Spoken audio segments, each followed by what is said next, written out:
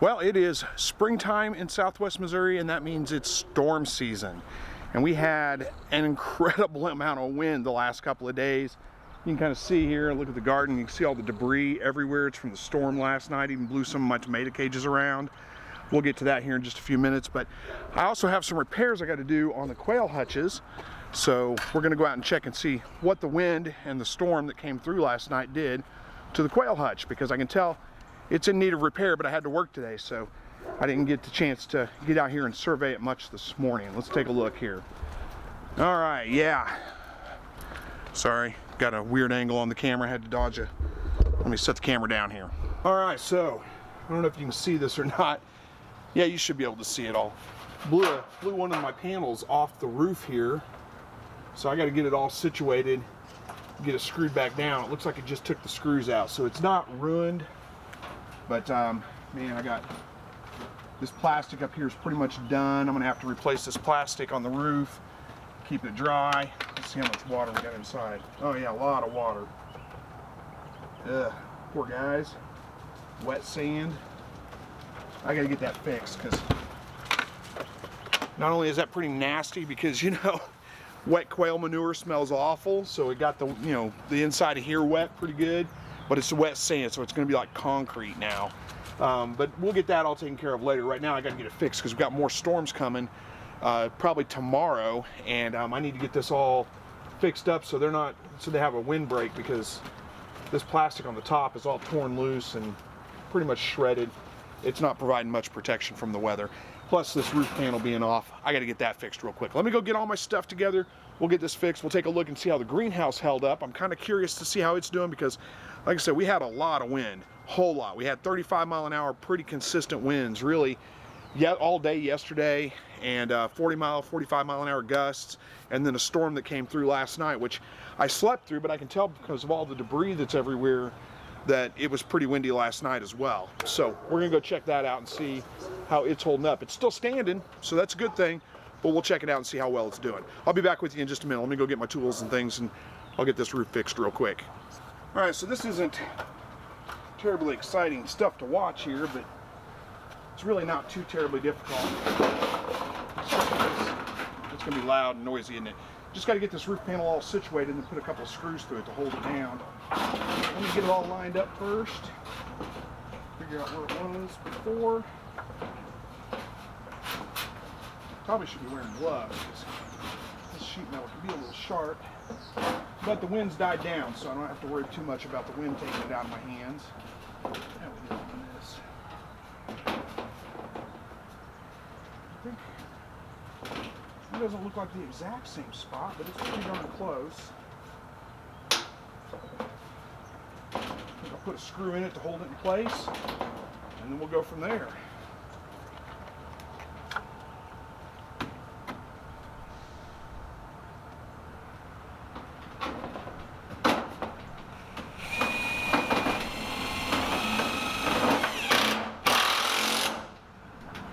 That's pretty good.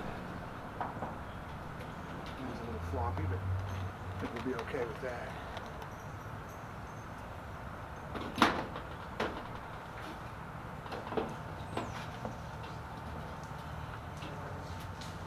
Put another screw in there to hold it down, I think. So, I think it goes through.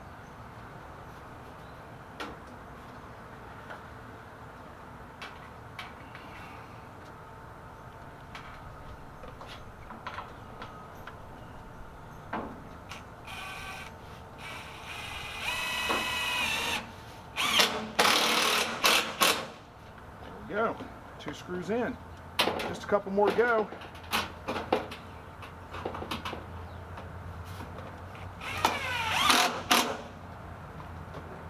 Come back off there.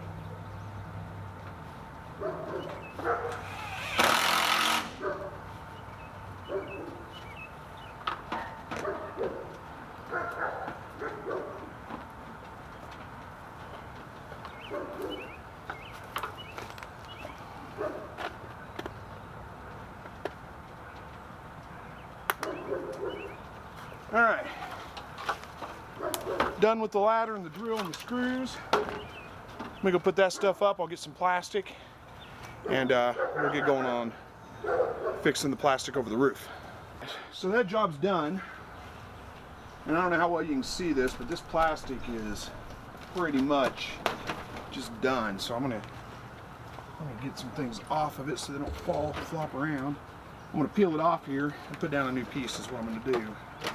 I didn't bring my ladder back out. Maybe I should have. I may need to be able to reach just a little bit further. All right, piece gone. I always put like a 2x4 or something up here, piece of 2x4.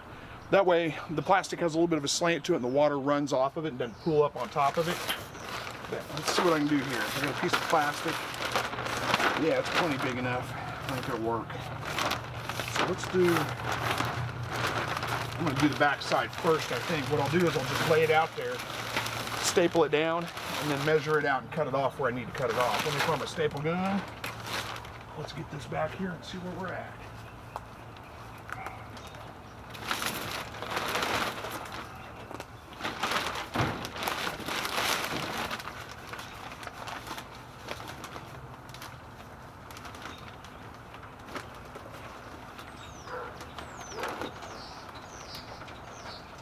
That'll work. Let's see, how are we doing on this side?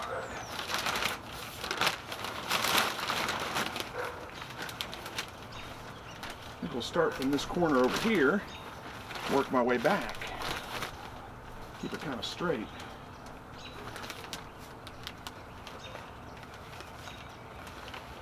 And it's not cut straight, so it won't matter, will it?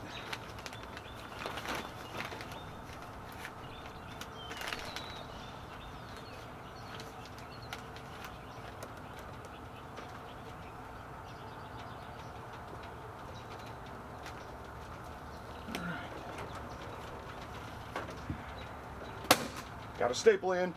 Give me a minute. I know you can't see me. I'll be back around the other side here in a minute.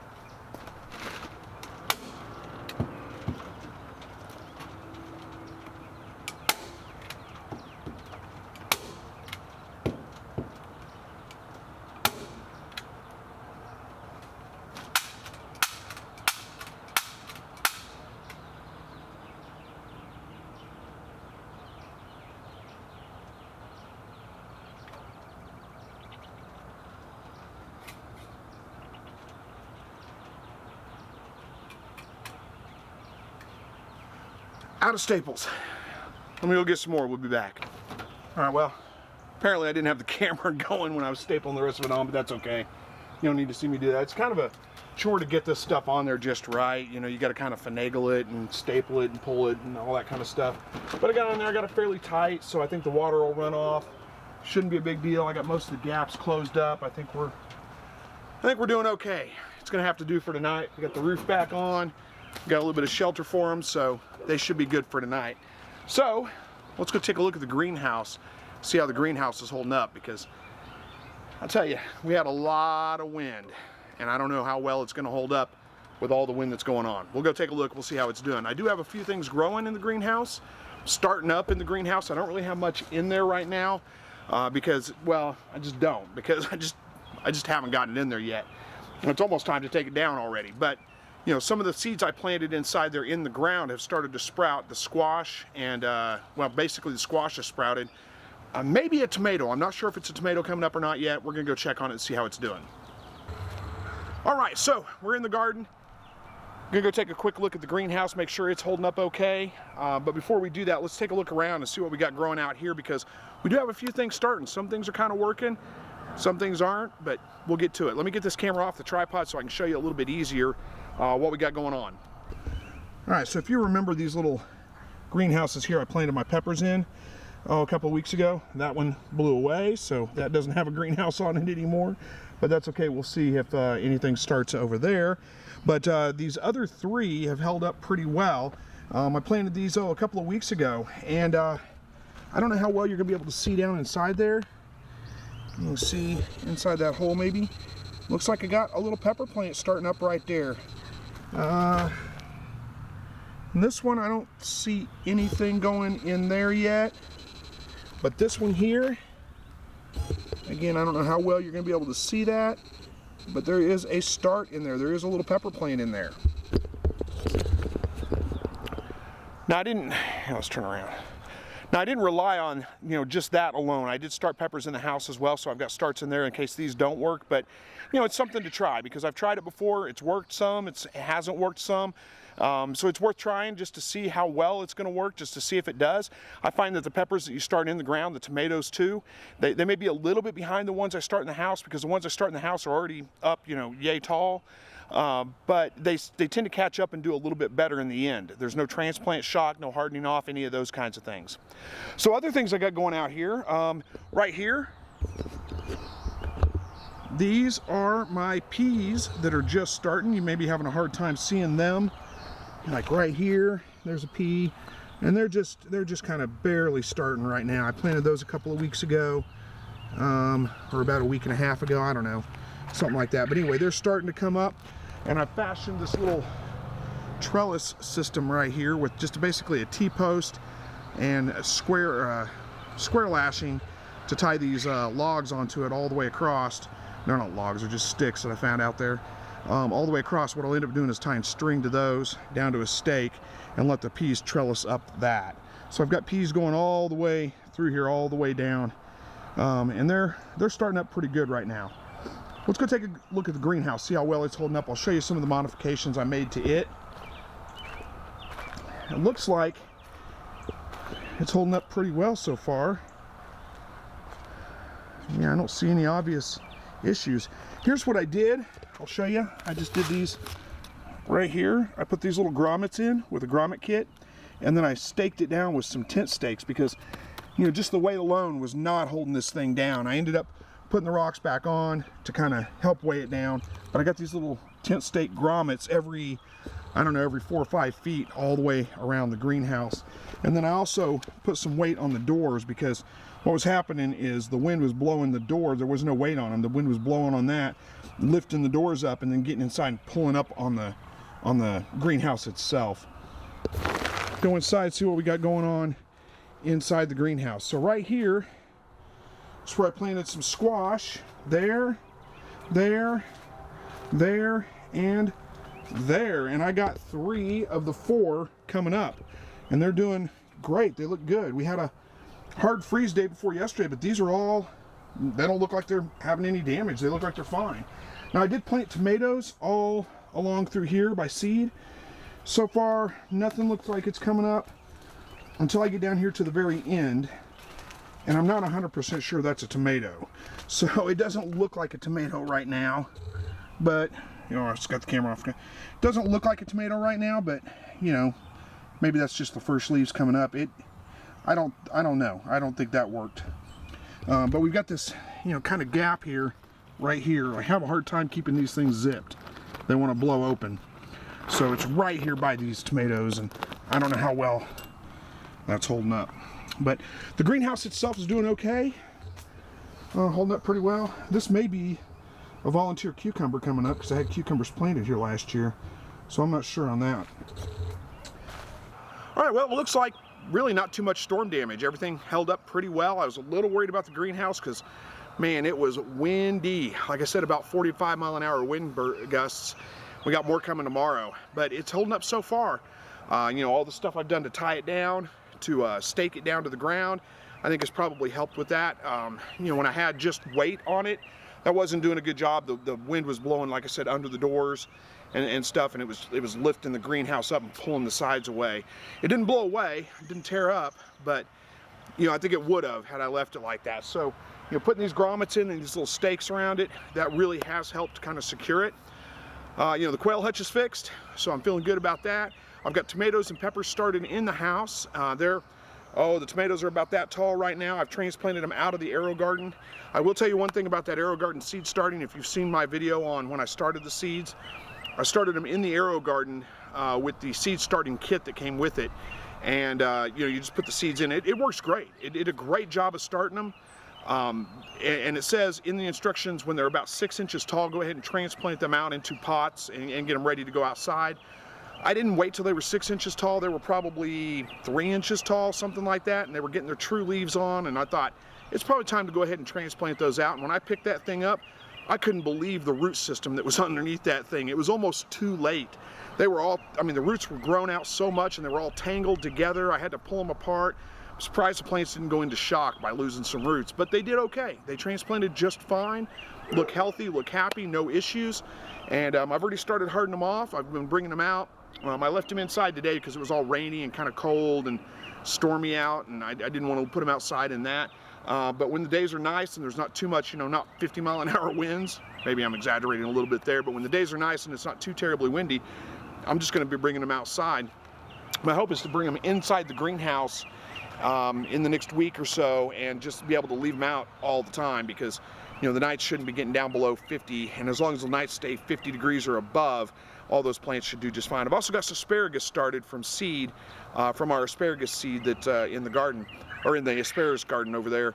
And it, you know, it takes a while to get going, but it's up, you know, about that tall right now. We're just waiting to make sure we're past our, you know, frost dates, which we got about another week before our average last frost. So we're going to wait until make sure that we're past the threat of frost, and then we'll be planting that out as well. It's already hardened off. It's doing well. So spring is here. I mean, we're getting going. It's pretty exciting. You know, one thing I've been wanting to say to guys, as far as gardening goes, you may not see a whole lot of gardening videos from me, even though I say I help you with your garden.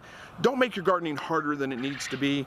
You don't need to really invest in, you know, all kinds of things to get your gardening going. I don't use any kind of fertilizer or any kind of pesticide on my garden. What I use in my garden is pretty much just organic material, compost, rabbit manure. That's it. I just lay it down on the ground, cover it up, and that's it. I try to do that every year. I didn't even do it this year, and they'll be fine. I'll grow plenty of great crops. Next year, I'll probably go ahead and pull up the row covers, lay down a layer of compost, some rabbit manure, a little bit of composted quail manure, something like that, and then put the cover back on, and that's it. That's all I'll have to do for the entire year. There are some pests that I do have problems with, but I don't deal with them until I have a big problem with them, like Japanese beetles, for example. Japanese beetles were a big problem for me for a while, and I got Japanese beetle traps, the pheromone traps, you know, the big bags, and I put those out, and man, for the first couple of years, they were filling up like crazy. I was catching so many beetles. I don't have a problem with Japanese beetles anymore. They may become a problem this year, but I know how to deal with them if they do. So I'm not too terribly worried about that. The one thing that I do have problems with is my squash vine borers, and not really squash bugs so much, but the vine borers. I do have a problem with those. I'm going to try some things this year to kind of keep those at bay. But other than that, if you don't use pesticides in your garden, most of the time nature's going to keep it in check for you. It's not like aphids, for example. I don't have a big problem with aphids. I see plenty of ladybugs around here because I don't use pesticides that kill off the ladybugs and the other bugs like that. I heard somebody say one time that, you know, your garden is much like think of it as like the Serengeti, the plains of Africa or something like that. If there were no zebra or gazelle or any of those kinds of things, there wouldn't be any lions. You know, it's the same kind of thing with your garden. You may start seeing some bugs come in. You know, unless they're doing incredible amounts of damage, don't stress about that, because you're going to get the predator bugs that come in and help keep them in check. But those prey bugs have got to come in first before the predators will show up. But I see praying mantis, I see ladybugs, I see all kinds, parasitic wasps that help keep all that stuff in check. So you don't really need to use a lot of pesticides, or you don't really need to use a lot of fertilizers on your plants. In fact, like I said, I don't use any of either one. I do sometimes address issues with the vine borers. Usually, if you can catch them, if you can be very persistent and find like the eggs and get the eggs off before they hatch and drill into your zucchini or squash or whatever, then you're usually doing pretty good. Usually by the time they take over my squash, I've had enough squash, I'm okay with it. You know, it's not that big a deal. I usually get a pretty good harvest before they end up attacking the plants. It's usually late in the season by the time they do. So it doesn't really bother me too much that they're killing the plants at that point, because I've had plenty of zucchini and plenty of squash. But my wife really likes the zucchini. It freezes well and you can save it. So I'm gonna do a better job of keeping on top of that this year and try to keep the vine borers at bay. I'm exploring a couple of options. They do make a pheromone trap for the moth that lays the eggs of the vine borer. I don't know how well that works, but you know, the pheromone traps for the Japanese beetles work great. So I'm thinking about trying that out. I don't know if we'll do that yet or not, or if I can just stay persistent and be on top of it and make sure I keep the eggs off of it keep them from hatching. Or if I do see evidence of the vine borers, you can actually, you know, the evidence of the vine borers, I don't have an example to show you, but as summer comes along and they start attacking, I'll probably show you then. But they create, it looks like sawdust. You'll see a little hole in the stem of your zucchini, probably down close to the base, and it looks like sawdust around that hole and maybe on the ground right beside it. That's a sign that a vine borer has gotten into your plant. They'll bore down inside the stem of the zucchini. And if you've ever had zucchini or summer squash that looks great, and then you come out like the next day and it's all wilted and almost dead, vine borers, almost guaranteed that's what's doing it. By the time you notice it, if you're not really paying attention, it's almost too late. But if you see that little hole in the stem with the sawdust around it, looks like sawdust, then that means there's a vine borer inside. And you can actually take a razor blade or a sharp knife, cut that stem open a little bit, peel it open a little bit, and dig that, you know, grub out of there and get rid of it, and your plant will be just fine. A lot of people say pack that, you know, wounded part of the plant with some good soil and compost. You don't even have to do that usually, and it's going to recover and be just fine as long as you catch it early enough. So I'll keep an eye on that. I'll try probably a few different things, and I'll share with you if they're successful or not. But anyway, I'm rambling now, so I guess I'll wrap this video up. Thank you guys so much for watching. Hopefully you enjoyed this. Just a couple little chores I needed to do. And as always, God bless.